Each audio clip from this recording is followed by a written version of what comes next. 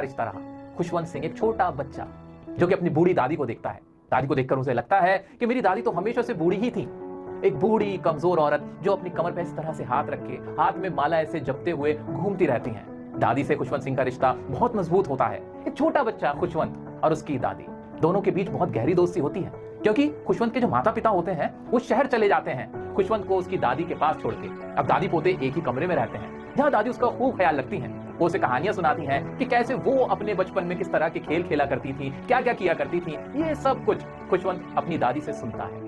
खुशवंत को उठाना, उसे तैयार करना, स्कूल लेके जाना, ये सारा काम खुशवंत की दादी ही उसके साथ किया करती थी। लोग बताते थे कि दादी भी बहुत खूबसूरत हुआ करती थी, उनके भी पति थे, लेकिन खुशवंत को अपनी दादी को देखकर कभी नहीं लगता था कि वो भी कभी जवान हुआ करती थी या फिर उनके भी कोई पति होंगे। वो तो बस दादी थी, एक बूढ़ी दादी। दादी पोते का ये रिश्ता बहुत ही प्यारा था, जहां खुशवंत अपनी दादी से भजन भी सुना करता था क्योंकि उसे उनकी आवाज बहुत प्यारी लगती थी। लेकिन इन दोनों की जिंदगी में टर्निंग पॉइंट तब आता है जब खुशवंत के माता पिता खुशवंत को और उसकी दादी को शहर बुला लेते हैं। शहर पहुंचकर सब कुछ बदल जाता है। अब खुशवंत शहर के एक इंग्लिश मीडियम स्कूल में पढ़ने लगता है, जहां पे उसको केमिस्ट्री के बारे में, साइंस के बारे में, वेस्टर्न कल्चर के बारे में पढ़ाया जाता है। वो अपनी दादी से अपने लेसन्स को शेयर जरूर करता है, लेकिन दादी को कुछ खास समझ नहीं आता है, उन्हें वो लैंग्वेज समझ ही नहीं आती है और इस बात से वो नाराज भी रहती हैं क्योंकि अब वो अपने पोते की मदद नहीं कर पाती हैं उसकी पढ़ाई में। साथ ही उन्हें यह भी बुरा लगता है कि इस सब पढ़ाई के अंदर भगवान की बातें तो है ही नहीं। और इस तरह से दादी पोते के रिश्ते में थोड़ा सा फासला आना शुरू हो जाता है और ये फासला तब बहुत ज्यादा बढ़ जाता है जब खुशवंत यूनिवर्सिटी में कदम रखता है और अब उसे एक अलग कमरा दे दिया जाता है और दादी उससे अलग हो जाती हैं। अब दादी बिल्कुल अकेली पड़ जाती हैं। वो बस चिड़ियाओं को खाना खिलाती हैं, माला फेरती हैं और अकेले ही अपना जीवन गुजारना शुरू कर देती हैं। कुछ वक्त बाद खुशवंत अपनी पढ़ाई के लिए विदेश जाता है। उसे लगता है कि उसकी दादी बहुत इमोशनल हो रही होंगी, सेंटिमेंटल हो रही होंगी, लेकिन ऐसा नहीं होता है। दादी एकदम शांत रहती है। वो खुशवंत के माथे को चूमती हैं और अपने पोते को अलविदा कह देती है। 5 साल बाद खुशवंत वापस आता है। उसकी दादी उसको गले से लगा लेती हैं, उसे बहुत प्यारती हैं, निहारती हैं। वो देखता है कि अब भी उसकी दादी वैसी ही नजर आती है जैसे पहली थी, वैसी ही उनकी झुर्रियां चेहरे पर हैं और अब भी उनका सबसे ज्यादा समय चिड़ियाओं के साथ बीतता है, जिन्हें वो दाना देती हैं, खाना खिलाती हैं। एक दिन दादी को बुखार आता है। डॉक्टर कहता है कि बुखार चला जाएगा, लेकिन दादी कहती हैं कि उन्हें पता है कि उनका समय आ गया है और वो मना कर देती हैं किसी भी तरह के इलाज के लिए। वो बस हमसे बात करना चाहती हैं। हाथ में माला लिए बेड पे लेटे लेटे उनके हाथ से अचानक माला नीचे गिर जाती है और दादी इस दुनिया को छोड़ के चली जाती है।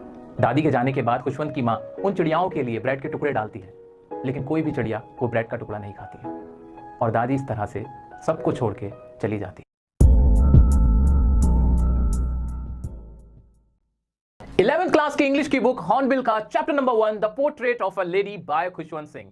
एक ऐसा चैप्टर जो आपके दिल को छू लेता है, एक ऐसी सच्ची कहानी है जो हम सबको झंझोड़ के रख देती है। अभी जैसे आपके दिमाग में भी चल रहा है वही सब चल रहा है कि अगर आपकी दादी जिंदा है, आपने अपनी दादी को देखा है, तो उनकी सारी बातें आपके भी अभी जहन में चल रही होंगी। जैसे मैं आपको पढ़ा रहा हूं तो मेरे भी दिमाग में वही सब चल रहा है। मेरी दादी भी रिसेंटली शी पास्ड अवे, सो मुझे भी उनकी बहुत उसी तरह से याद आ रही है जैसे खुशवंत सिंह याद कर रहे हैं कि कैसे बचपन में उनकी दादी का उनके साथ क्या कनेक्शन था। आंख खोलकर अपनी दादी को देखना, फिर जब आप बड़े हो जाते हो तो आप दोस्तों में घुल मिल जाते हो, दादी से कनेक्शन थोड़ा कट होता है, धीरे धीरे वो कनेक्शन और ज्यादा टूटता चला जाता है, दादी अकेली होती चली जाती हैं। तो ये सारी बातें, दादी का दिया हुआ प्यार, उनकी सिखावट और जो छोटी छोटी बातें वो हमें सिखाती आई हैं, हमारा ख्याल रखती हैं, हमें खिलाती हैं, उनकी गोद में खेलना, उनकी बातों को सुनना, उनके चेहरे की झुर्रियों को महसूस करना, देखते रहना और इस तरह से देखना कि दादी तो कभी जवान ही नहीं थी। ये सारी वही तो बातें हैं जो आप और मैं भी महसूस करते हैं। ये सिर्फ खुशवंत सिंह साहब ने ही महसूस नहीं की, ये हम सब महसूस करते हैं।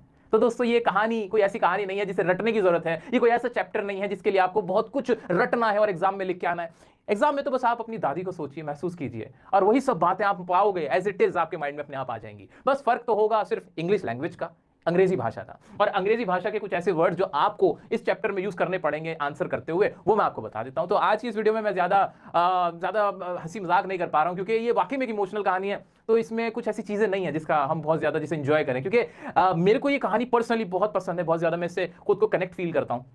तो उम्मीद करता हूं आप सब मेरा साथ देंगे। आइए शुरू करते हैं कुछ इंपॉर्टेंट वर्ड से। इंपॉर्टेंट वर्ड इस चैप्टर को पढ़ते हुए आपको जो पता होने ही चाहिए वो क्या है वो देख लेते हैं। रिंकल्स, झुर्रियां, दादी की झुर्रियां थी, तो ये लाइंस और फोल्ड्स इन स्किन, ये आपको याद रखना है। एक अपसर्ड, अपसर्ड का मतलब होता है बेतुका, इररिलेवेंट।